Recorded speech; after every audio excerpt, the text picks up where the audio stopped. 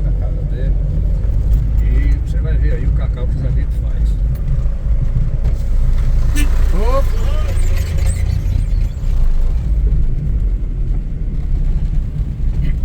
Hoje estamos aqui no sítio Nova Vida, em Ribeirão do João Dias, né?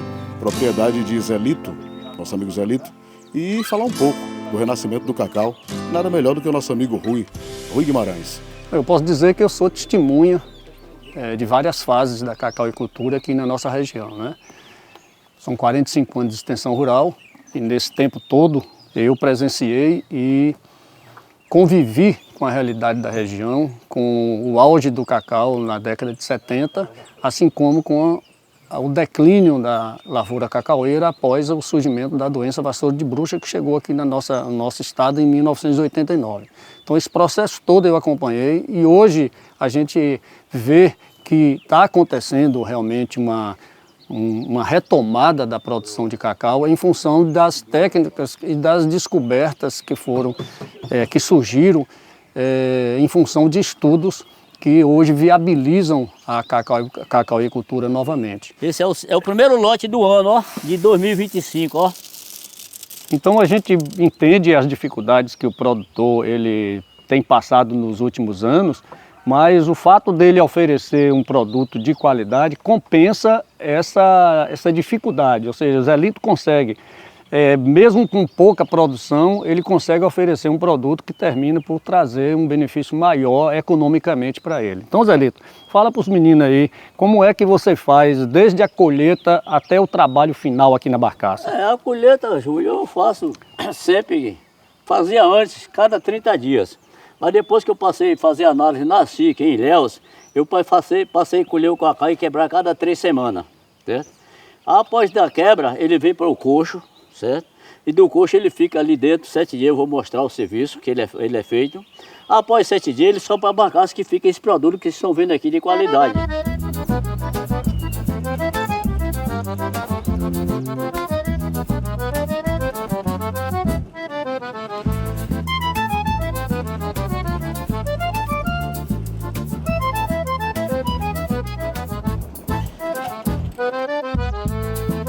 Aqui você tem que fechar ela e amarrar, ó. Que ela não pode ficar desamarrada, pode dar vento e o vento empurra ela, ó. Aí ela vai embora, que ela é leve. Aí tem que ficar amarrada.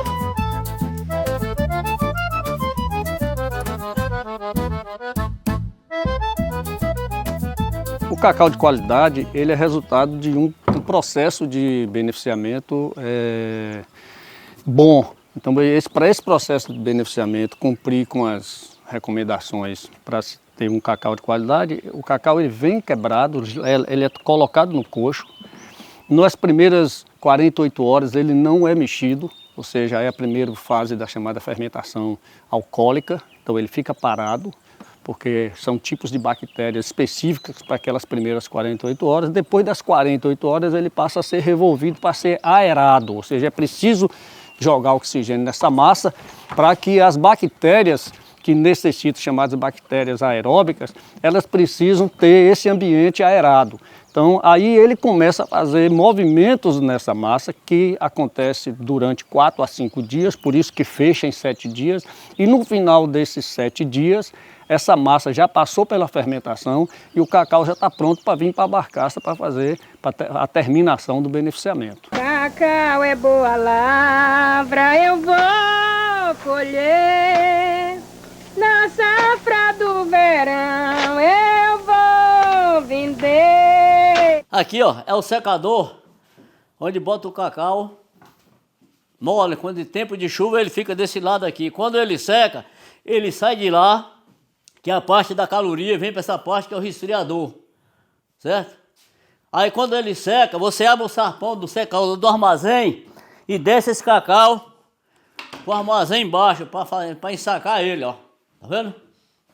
Isso aqui foi feito na época do meu pai, 1979, quando ele fez essa instalação. Por que afinal se pisa o cacau ainda hoje? É para limpar, dar brilho na almenda e limpar e quebrar esses bolos, né? Quais são as impurezas que saem do cacau enquanto o senhor pisa? É uma cinzazinha que pega, um boloso, hein?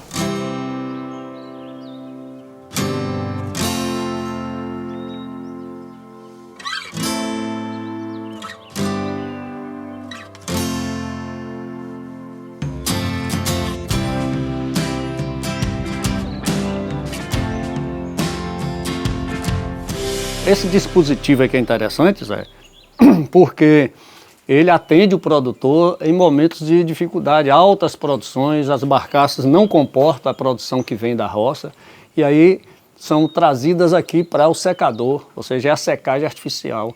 E aqui o produtor tem que ter um cuidado, é que essa chapa que é utilizada para a secagem, ela não pode ter perfuração nenhuma, porque se tiver perfuração, pode migrar fumaça lá para o material que está sendo seco lá em cima e o cacau absorve essa fumaça.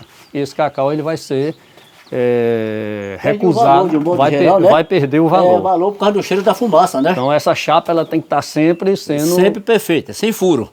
Exatamente. Porque se tiver furo, o cacau fica com cheiro horrível de fumaça.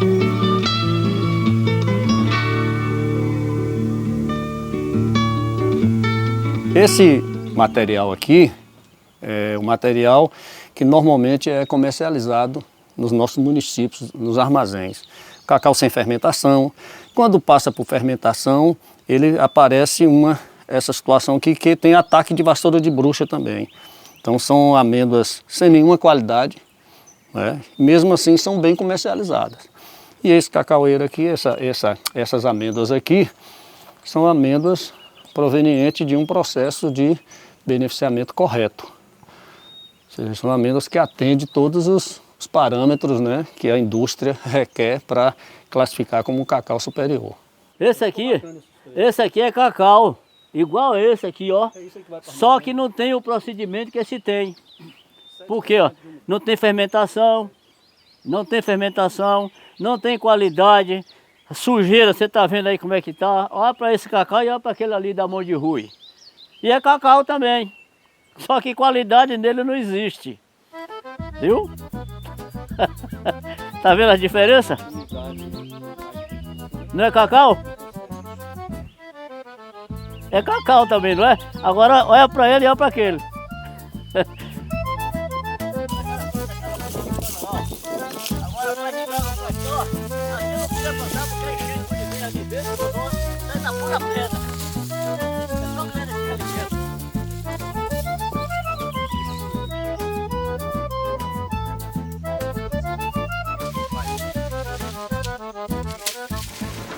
O amigo conhece vassoura de bruxa? Pode bater os olhos nela. Olha, eu andei dando umas voltas por aí, só por curiosidade, e vi pelo menos uns 10 pés de cacau com a diaba. Ô, peste. Mas se estiver duvidando, ele mostra. Bora ver. Então vamos. Aí, é bruxa. Pois é, o ataque da vassoura de bruxa e outras doenças, elas concorreram para que o produtor viesse passando por todas essas dificuldades, né? Particularmente a vassoura de bruxa.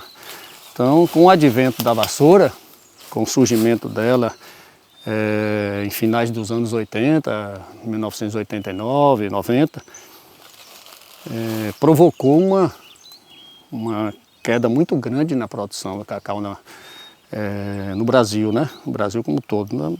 Na Bahia, principalmente, porque foi em 89 que ela chegou até aqui. Já existia em outras regiões do Brasil. Então, isso foi uma coisa muito rápida, o ataque foi muito rápido, a disseminação foi muito violenta, foi muito rápida e não deu tempo para o produtor fazer os controles que deveria fazer. Esse cacau aqui vai dar origem àquele preto. Aquele saco preto lá, esse cacau aqui. O preto. Fica desse jeito. Ele não consegue fermentar, ele já sofreu um processo químico aqui. Foi acabado de colher agora esse mês de junho, certo? O cacau acabei de aprontar ontem e a roça você tá vendo aqui, ó. Algum lugar que você vê coco, algum pé que você vê uns coquinhos e não tem safra, o cacau tá limpo, você não vê flor, tá vendo?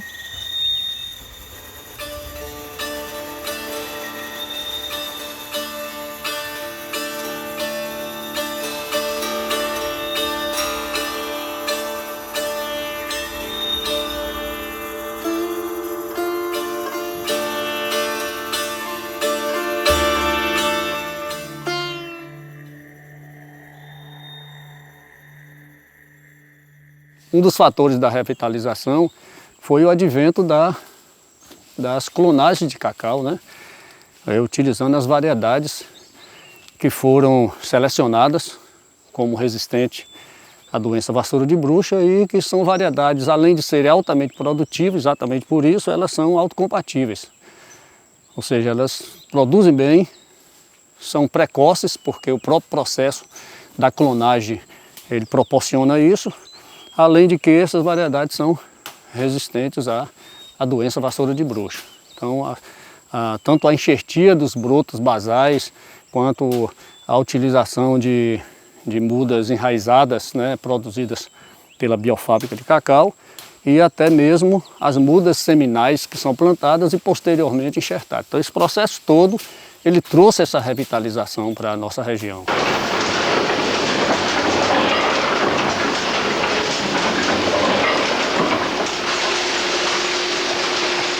Por volta dos anos 80, nós tivemos um auge da cacauicultura no Brasil, onde o Brasil chegou a produzir aproximadamente 400 mil toneladas de cacau. Por conta de estiagens, deficiência de crédito e o próprio aparecimento da vassoura de bruxa, essas condições se modificaram. E aquilo que era um ambiente produtivo passou a se tornar trazer prejuízo para o produtor. Falta de crédito, estiagem na região, falta de manejo do cacaueiro, né, mortalidade dos cacaueiros e o surgimento da doença vassoura de bruxa.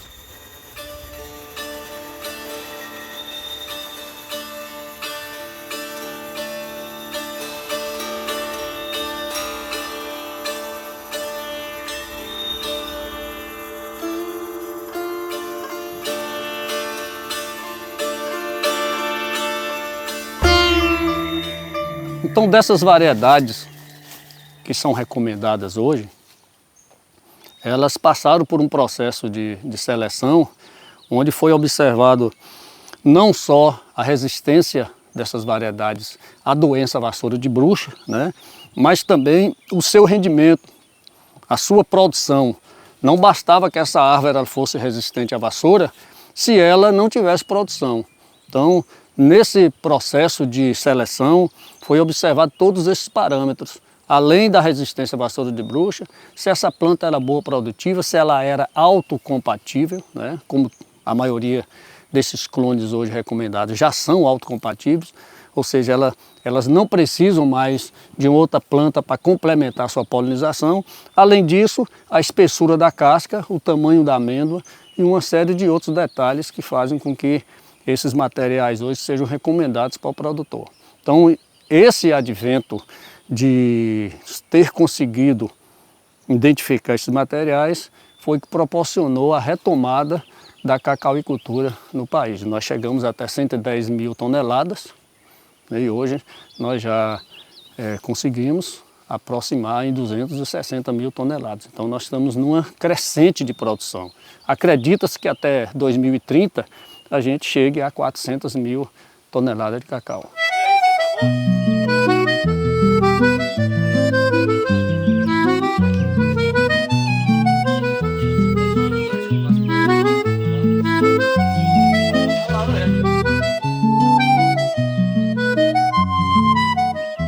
No campo molhado brota o grão, depois da perda renasce o chão. O cacau floresce, volta a brilhar, esperança viva no olhar.